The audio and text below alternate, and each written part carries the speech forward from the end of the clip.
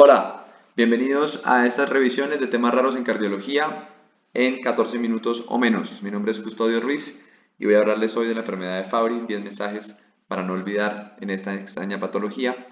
Les recuerdo este mapa conceptual que hicimos sobre las patologías que hacen un fenotipo hipertrófico en el corazón y de las cuales ya hablamos en algunos videos anteriores, específicamente de la sarcoidosis como modelo de patología infiltrativa cardíaca. Hoy hablaremos sobre la enfermedad de Fabry como modelo de enfermedad de depósito, diferente que la enfermedad de depósito compromete o almacena alguna sustancia de manera intracelular, mientras que la infiltrativa de manera extracelular. Entonces, primero un poquito de historia. Es una enfermedad que trae consigo una historia muy interesante desde 1882 con la descripción del doctor Boucher en Francia de unos hígados crecidos de manera idiopática, así los describió en pacientes sin leucemia, que posteriormente se reconoció como una enfermedad de almacenamiento lisosomal que hoy en día llamamos por su nombre. También en 1963 el doctor Pompe, que describe esa deficiencia de alfa-glucosidasa sin conocer qué era su fisiología, pero también además tiene un Nobel de Medicina en 1974 el doctor Duff, quien caracterizó la función de los lisosomas y su presencia en la célula. Pero particularmente para esta revisión nos llama la atención pues la historia del doctor William Anderson y el doctor Johannes Fabry, dos personas que nacen en ciudades distintas, que viven en contextos distintos, pero que se parecen un poco, los dos con un tanto de vena artística, uno músico, otro artista. Uno, el doctor Fabry, sin una pierna por la guerra, resultan en cirugía finalmente como especialidad y resultan trabajando en dermatología y describiendo al mismo tiempo en 1888 los angioqueratomas corporis difusos, como se evidencia en estas publicaciones del mismo año de la revista, y por eso se les reconoce hoy como los dueños de esta patología, o se nombra la patología por sus dos nombres, enfermedad de Anderson-Fabry. Como fisiopatología, pues es sencillo, es como todas las enfermedades de almacenamiento lisosomal, hay una enzima que está mutada y que entonces no funciona, y si la enzima no funciona, pues se acumula un producto del metabolismo intermedio que termina generando patología o disfunción en alguno o muchos órganos. En el caso de la enfermedad de Fabry, el metabolismo que está alterado es el metabolismo de los esfingolípidos, más específicamente de los glucoesfingolípidos, que ustedes saben hacen parte de las membranas celulares de todo el cuerpo. Son sustancias anfipáticas que permiten formación de membranas. En este caso, los globósidos, sobre todo, el globósido tiene que convertirse en lactoceramida para ser metabolizado en el lisosoma, pero no se puede convertir porque hay ausencia o deficiencia de la alfa-galactosidasa A, produciendo que se acumule este metabolito intermedio que se llama globotriaosilceramida o GB3. De ahora en adelante le llamaremos GB3 para que yo no me enrede tanto. Y es el metabolito culpable o la sustancia culpable de acumularse de manera intracelular y generar todas las manifestaciones clínicas de la enfermedad de Fabry. El gen que codifica a la alfa-galactosidasa se localiza en el cromosoma X, por eso tiene pues una herencia ligada a X, y está en esta posición, en el brazo largo del cromosoma X, en la posición 22.1. Hay más de 800 mutaciones descritas del gen, todas ellas con diferentes manifestaciones clínicas, digamos, dentro de un espectro de severidad distinto. La mayoría de esas mutaciones tienen un componente familiar conocido o detectable. Es muy raro que la mutación sea de novo, y pues dependiendo de la gravedad que genere esa mutación en la función de la enzima, pues se producen diferentes espectros o diferentes manifestaciones clínicas dentro del espectro de severidad de la enfermedad de Fabry. Para los que no recordamos muy bien esto, pues podemos decirles que la herencia ligada a X se resume de esta manera, ¿no? Todas las mujeres portadoras pues tienen una posibilidad del 50% de transmitir la enfermedad a sus hijos o hijas, mientras que, o a sus hijas pues ser portadoras, mientras que un hombre enfermo pues tiene la posibilidad de transmitir la enfermedad a todas sus hijas, mientras que a ninguno de sus hijos. Antes se pensaba que la enfermedad era solamente de hombres y que la mujer era únicamente una portadora, pero ya conocemos que por esto que conocemos como inactivación del cromosoma X en diferentes tejidos que ocurren en las mujeres para alcanzar equivalencia genética, puede presentarse de manera sesgada y hacer que diferentes tejidos puedan tener esta manifestación de la alfa-galactosidasa A mutada, haciendo que se manifieste la patología, pero en diferentes manifestaciones o de una manera atípica respecto a los hombres. Se acumula entonces Gb3 en el cuerpo por deficiencia de metabolismo del lisosoma por la enzima alfa-galactosidasa mutada y produce disfunción endotelial, el acúmulo en el endotelio del cuerpo, pero específicamente en el endotelio miocárdico, renal, y hace lesión en tres órganos, sobre todo en los nervios periféricos, en el riñón y en su majestad el corazón, del cual pues vamos a hablar específicamente en esta revisión. Sobre la epidemiología podríamos decir que es una enfermedad muy rara, ¿sí? Dependiendo de qué tanto tamizaje se haga en la población, podríamos encontrar más o menos casos en recién nacidos vivos. En poblaciones que hacen tamización genética de genes que tienen no solamente relación fuerte, sino débil incluso con la patología o con la manifestación fenotípica, podría ser la prevalencia hasta de 1 en 1000 recién nacidos vivos varones.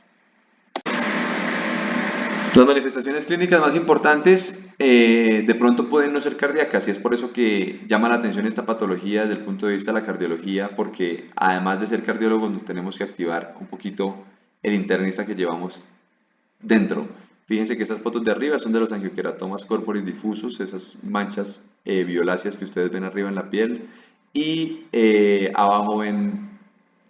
la córnea verticillata, que es un hallazgo que no produce, digamos, mucha alteración funcional en los ojos, pero que sí llama la atención y que su diagnóstico diferencial es la intoxicación con amiodarona. Pero fíjense que tiene manifestaciones en el sistema nervioso, con cefaleas, en el sistema, pues, pérdida de audición, intolerancia al calor, pero también tiene manifestaciones gastrointestinales en la piel y finalmente en el corazón, como lo vamos a ver, también hay algunas manifestaciones, digamos, faciales reconocibles, como en esta fotografía de esta familia, en los que ustedes pueden ver que hay rasgos pues, similares. Y en cuanto al compromiso cardíaco y la razón por la que nos importa en cardiología, podríamos decir que es porque cuando la enfermedad de Fabry compromete el corazón, pues esto impacta primero que todo negativamente de manera significativa en la calidad de vida, pero sobre todo pues porque cuando se afecta el corazón, esto es el principal predictor independiente más fuerte de mortalidad en enfermedad de Fabry.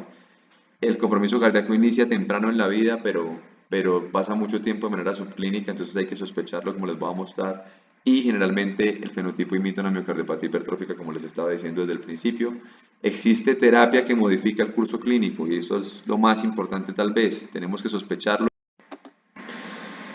En el corazón, entonces, ¿qué pasa? Pues la GB3 se acumula en los miocitos, puede producir hipertrofia por acumulación, pero también se acumula en el endotelio vascular y causa isquemia y necrosis, entonces produce tanto difusión diastólica como sistólica, y además se acumula en el tejido conectivo y puede producir, como van a ver adelante, diferentes tipos de arritmias supraventriculares y ventriculares.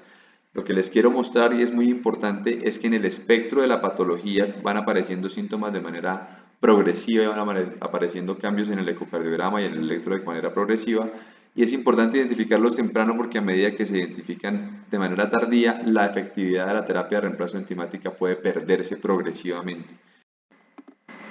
Las manifestaciones en el corazón son diversas, ese es el punto 6.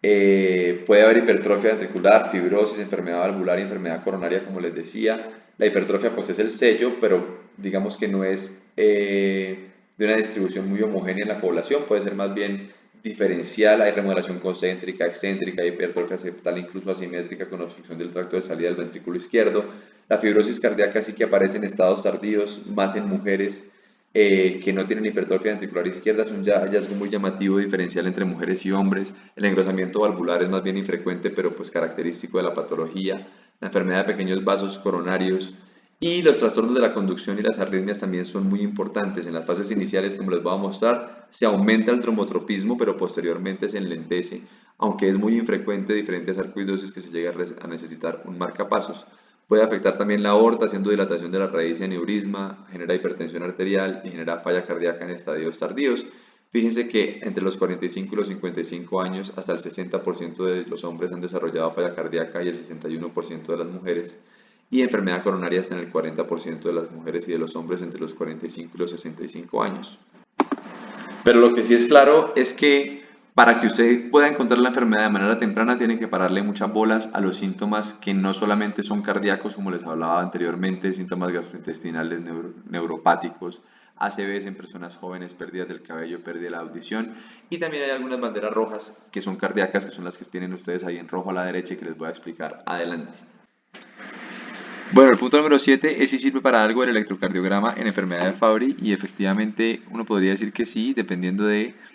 cuál es el estadio de la patología en la que uno toma el electrocardiograma.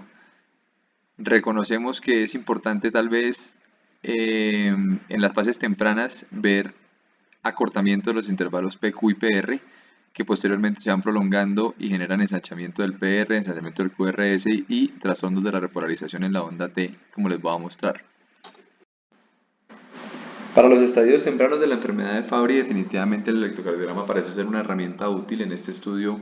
que ustedes ven acá, la duración del intervalo PR menor a 90 milisegundos y la relación entre la fase ascendente de la onda T, su duración, y la duración de la fase descendente de la onda T, menor a 1.5 y menor a 90 milisegundos del intervalo PR, se relacionaron de manera significativa, sobre todo cuando se sumaron con la capacidad de predecir enfermedad de Fabry confirmada por resonancia y por test genético. Fíjense que los hallazgos se van perdiendo progresivamente en el tiempo. En la medida en que la enfermedad progresa, inicialmente se acorta el intervalo PR y la relación de la fase ascendente y descendente de la T se acercan a 1.5, pero cuando la enfermedad vuelve a progresar nuevamente y aparece la cicatrización y la fibrosis, nuevamente se prolonga el intervalo PR, se prolonga el QRS y la relación entre la fase ascendente y descendente de la T se hace mayor. Este, por ejemplo, es un electrocardiograma muy característico de enfermedad de Fabry, en el que podemos ver dos componentes. Uno, el PR corto, bastante corto, pero además una hipertrofia ventricular izquierda severa, con inversión de la onda T y alteración de la relación entre la fase ascendente y la descendente de la misma. Y sobre la ecocardiografía en enfermedad de Fabry, ¿qué podemos decir? Pues que no hay hallazgos patognomónicos, desafortunadamente, no por eso nos deja de servir muchísimo, es la herramienta que tenemos a la mano. Como vimos, el hallazgo más importante y más frecuente es la hipertrofia ventricular izquierda con fracción de eyección normal. Puede haber adelgazamiento de la pared inferolateral, fíjense que en eso se parece un poco a la sarcoidosis y al Chagas, cuidado porque en Colombia, como decíamos, en sarcoidosis hay que sospechar Chagas. Está esta característica de la apariencia binaria del miocardio o de una banda miocárdica endomiocárdica. La hipertrofia del ventrículo derecho también es una característica, digamos, muy prevalente hasta en el 71% de los pacientes con Fabry, y la disfunción diastólica, que puede llegar a ser incluso restrictiva, está hasta en el 79% de los pacientes. Esta es una diapositiva que les muestra la mano izquierda, la apariencia del miocardio con un endocardio hiperrefringente y un miocardio menos refringente, que da esa apariencia binaria en el ecocardiograma diferente a la miocardiopatía hipertrófica. Y algunas otras alteraciones en el ecocardiograma pues son alteraciones en el Doppler tisular propias de la cardiopatía de la disfunción diastólica. Es muy útil también para hacer seguimiento sobre todo esta disfunción diastólica, los cambios en el strain. Es importante que el strain se compromete sobre todo en la región basal inferolateral, muy parecido a la sarcoidosis y al Chagas, y que los hallazgos se relacionan muy bien con reacetaldído de gadolinio. Fíjense aquí a la mano derecha en la parte inferior cómo se altera el strain en la porción inferobasal e inferoceptal, alteración, digamos, de la función diastólica del ventrículo izquierdo que ustedes pueden ver ahí, pero en algunos otros pacientes se puede comportar también como una cardiomiopatía hipertrófica obstructiva en el tracto de salida del ventrículo izquierdo, simulando una cardiomiopatía hipertrófica genética o sarcomérica, o con hipertrofia de los músculos papilares. Bueno, y con la resonancia, pues la resonancia como siempre tiene mejor caracterización anatómica con que los hallazgos ecocardiográficos, permite caracterizar mejor el tejido, ver la fibrosis por realce tardío de gadolinio. Se ven los mismos hallazgos que en la ecocardiografía, pero de pronto con mejor caracterización tisular, y hay unos hallazgos muy importantes, sobre todo en la disminución del tiempo de relajación en T1, que se parece en eso mucho a la hemocromatosis, pero en eso es diferencial la secuencia de T2 estrella, como les voy a hablar en otro video, y el T2 aumentado en la región inferolateral, que sugiere inflamación y se correlaciona con los cambios que veíamos en el ecocardiograma. La hipertrofia ventricular izquierda también se puede ver en resonancia y nos ayuda a diferenciar entre otros tipos de cardiomiopatía hipertrófica. Aquí estarían, digamos, resumidos los tres grandes cambios: la hipertrofia en resonancia, el realce tardío de gadolinio, que es mesocárdico, y la disminución de la imagen en la secuencia de T1. Fíjese que en las fases iniciales puede verse un T1 normal sin hipertrofia, luego se disminuye la secuencia en T1, podría llegar a aparecer realce tardío de gadolinio, pero posteriormente se normaliza el T1 y se aumenta el realce tardío de gadolinio, sugiriendo fibrosis y progresión de la enfermedad con los cambios del electrocardiograma que ya les mostraba. Efectivamente, este análisis multimodal en resonancia con ecocardiografía y electrocardiografía nos da muchas pistas para diferenciar, por ejemplo, enfermedad de Fabry de amiloidosis cardíaca, por como pueden ver ustedes ahí, sobre todo en la secuencia de T1, como está muy aumentada en amiloidosis y muy disminuida en enfermedad de Fabry en los estadios tempranos e intermedios, y las alteraciones en el strain con los cambios típicos del cherry on top en amiloidosis y la inferolateral comprometida en enfermedad de Fabry. Ya para terminar, pues el algoritmo diagnóstico como punto 9, definitivamente si ustedes tienen banderas rojas extracardíacas o cardíacas y el paciente es efectivamente un hombre, pues ustedes tienen que hacer actividad enzimática, medición de alfa-galactosidasa A y de GB3 que se puede medir en sangre y en orina en casos de compromiso renal marcado. Y si definitivamente está la actividad reducida o ausente, pues hay que hacer test genéticos en gota de sangre seca para confirmar. Y si es una mujer y usted la está sospechando, es mejor pasar directamente a test genéticos porque puede que haya una insuficiencia de la enzima que lo confunda en la interpretación del resultado y se puede ayudar de la resonancia para avanzar a test genéticos en caso de que aumente la probabilidad pretest por los hallazgos que comentamos. No queremos hablar de tratamiento en este video porque después les hablaremos en uno, pero el último consejo es sospéchelo. Sospeche enfermedad de Fabry en esos fenotipos hipertróficos con las características electrocardiográficas, ecográficas y de resonancia que le dijimos, porque tiene tratamiento y si no la sospecha no la va a diagnosticar. Muchas gracias por permanecer hasta esta parte del video. Espero que les sirva. Recibimos comentarios, críticas constructivas o no. Espero de verdad que les haya gustado y que nos acompañen en el próximo video. Muchas gracias.